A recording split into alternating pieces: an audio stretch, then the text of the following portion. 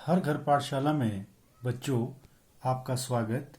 आज हम +2 कक्षा में सब्जेक्ट इकोनॉमिक्स के चैप्टर नंबर 10 में मुद्रा के बारे में पढ़ेंगे।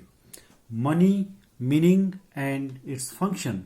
बच्चों, सबसे पहला प्रश्न बनता है, मुद्रा किसे कहते हैं? बच्चों, क्राउथर के अनुसार मुद्रा एक ऐसी वस्तु है जिसके द्वारा विनिमय किया जा सकता है और जिसे विनिमय के माध्यम के रूप में स्वीकार किया जाता है और उसके साथ जो मूल्य के मापक और मूल्य के संचय का भी कार्य करती हो। बच्चों, दूसरा क्वेश्चन बनता है, मुद्रा की वैधानिक तथा कार्यात्मक परिभाषा क्या है?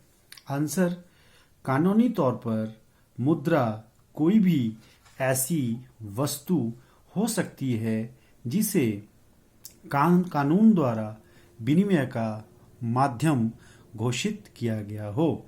जैसे भारत में कागजी नोट व सिक्के कानूनी तौर पर सरकार की मुद्रा है जिसे सभी लोग माध्यम के लिए, विनिमय के माध्यम के लिए स्वीकार करते हैं। अब आता है मुद्रा की कार्यात्मक परिभाषा। कोई भी वस्तु मुद्रा हो सकती है जो निम्नलिखित 4 मूल कार्य करती हो। नंबर 1, विनिमय का साधन। नंबर 2, मूल्य के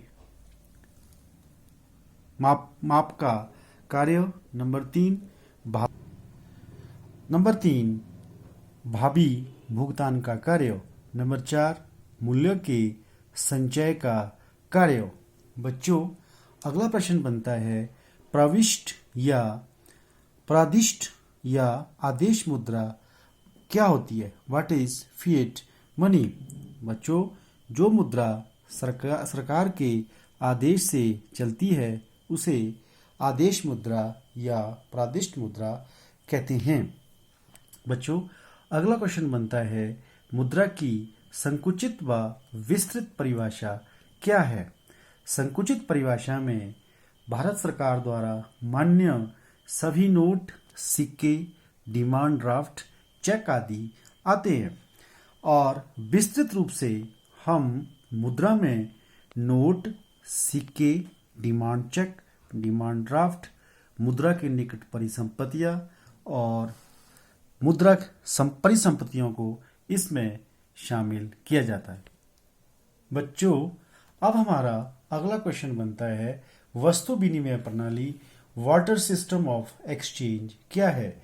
बच्चों, वह प्रणाली जिसमें वस्तु का विनिमय वस्तु के द्वारा किया जाता है, अर्थात वस्तु के बदले वस्तु का लेन देन किया जाता है, उसे वस्तु विनिमय प्रणाली कहते हैं। बच्चों, प्राचीन समय में हमारे देश में भी वस्तु विनिमय प्रणाली थी। जब मुद्रा नहीं थी तो लोग अपनी अधिकांश आवश्यकताओं को पूरा करने के लिए वस्तु के बदले में वस्तु का विनिमय करते थे, जिसे कि वस्तु विनिमय प्रणाली कहते हैं। अगला क्वेश्चन बनता है, वस्तु विनिमय प्रणाली में क्या क्या कठिनाइयां थी? किस कारण से वस्तु विनिमय प्रणाली को त्यागना पड़ा और मुद्रक प्रणाली को क्यों अपनाना पड़ा? बच्चों, वस्तु विनिमय प्रणाली की कुछ कमियां निम्नलिखित है जिसके कारण वस्तु विनिमय प्रणाली को अपनाया गया। नंबर 1, आवश्यकताओं के दोहरे सहयोग में कठिनाई। नंबर 2, वस्तु विनिमय की व्यापार संबंधी ऊंची लागत। नंबर 3, मूल्य की समान इकाई का अभाव। नंबर 4, भविष्य में किए जाने वाले भुगतानों की प्रणाली का अभाव। नंबर 5, धन के मूल्य के संबंध में संचय में कठिनाई आना। नंबर 6, मूल्य हस्तांतरण की कठिनाइयां। बच्चों, बहुत सारी ऐसी कठिनाइयां थी जिसके कारण वस्तु विनिमय प्रणाली पर्याप्त नहीं पाई गई और लोगों को अपनी आवश्यकताओं को पूरा करने के लिए कठिनाइयां आती थी। बच्चों, अगला प्रश्न अब बनता है, वर्तमान में वस्तु विनिमय प्रणाली के स्थान पर अब विनिमय के लिए कौन सी ये प्रणाली अपनाई गई है? इसका आंसर है मुद्रा प्रणाली। अब बच्चों, अब हमारा अगला क्वेश्चन बनता है, मुद्रा के कार्यों का विस्तार से वर्णन करो। आधुनिक युग को मौद्रिक युग भी कहते हैं। मुद्रा के प्रमुख कार्यों को 3 भागों में बांटा जा सकता है। नंबर 1 प्राथमिक कार्यों, नंबर 2 गौण कार्यों या सहायक कार्यों, और नंबर 3 आकस्मिक कार्यों। बच्चों, प्राथमिक कार्यों में सबसे पहले आता है कि मुद्रा जो है विनिमय का माध्यम है और ये मूल्य की इकाई है। नंबर 2 गौण कार्य में स्थगित भुगतानों का महान और मूल्यों का हस्तांतरण आता है। नंबर 3 आकस्मिक कार्य, ऐसे कार्य जो किसी देश के आर्थिक विकास के साथ साथ बढ़ते जाते हैं, उन्हें मुद्रा के आकस्मिक कार्य कहते हैं। जैसे साख निर्माण का आधार, नंबर 2 अधिकतम संतुष्टि का माप, नंबर 3 राष्ट्रीय आय का वितरण, नंबर 4 निर्णय का वाहक, नंबर 5 शोधन क्षमता की गारंटी, नंबर 6 पूंजी की तरलता में वृद्धि। बच्चों, अब हम अगला क्वेश्चन पढ़ेंगे, साख मुद्रा किसे कहते हैं?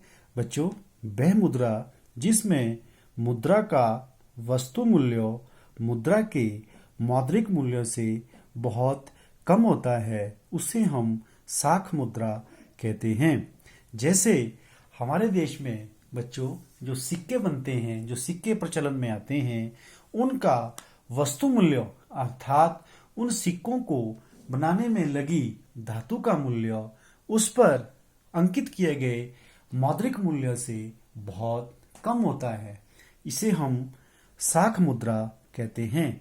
इसी प्रकार बच्चों, जैसे हमने कागज के नोट आपने देखे होंगे, उसमें भी कागज को, नोट को बनाने में लगे कागज का मूल्य नोट के ऊपर अंकित किए गए मौद्रिक मूल्य से बहुत कम होता है।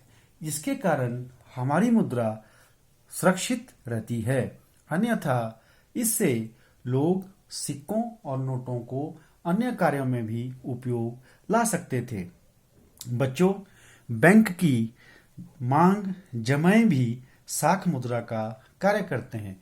बच्चों, हमारा जो ये पाठ नंबर 10 जो था मुद्रा का, इसमें हमने यही पढ़ा कि वस्तु विनिमय प्रणाली के स्थान पर आधुनिक समय में विश्व के अधिकांश देशों में मुद्रा प्रणाली को अपनाया गया है और मुद्रा के द्वारा हमें अपने उपभोग और अपने जीवन यापन के लिए बहुत सारी सुविधाएं मिलती है। आज हम अपना अधिक उत्पादन संचय करने में बहुत आसानी हासिल करते हैं। जैसे अत्यधिक उत्पादन को बेचकर हमें जो मुद्रा मिलती है, उस मुद्रा को हम बैंक में जमा करते थे, जिससे आज उत्पादन को बढ़ाने में सहायता मिली है। परंतु प्राचीन समय में मूल्यों का संचय संभव नहीं था। यदि किसान अत्यधिक उत्पादन करता है अपने कृषि फसलों का, तो उसका संचय लंबे समय तक नहीं किया जा सकता था और किसान को उसकी क्षति होती थी। परंतु मौद्रिक समय में आज किसान, बागवान, कृषि उत्पादक या औद्योगिक उत्पादक अपने अत्यधिक उत्पादन को बेचकर अपने धन को प्राप्त करके उसे बैंक में जमा रख सकता है। तो बच्चों, आप इस पाठ में ये समझ गए होंगे कि मुद्रा क्या होती है और मुद्रा के क्या कार्य है और मुद्रा जो है किस प्रकार मानव जीवन को आसान करने में सहायक है। तो बच्चों, आज इस पाठ में इतना ही। Thanks, have a nice day.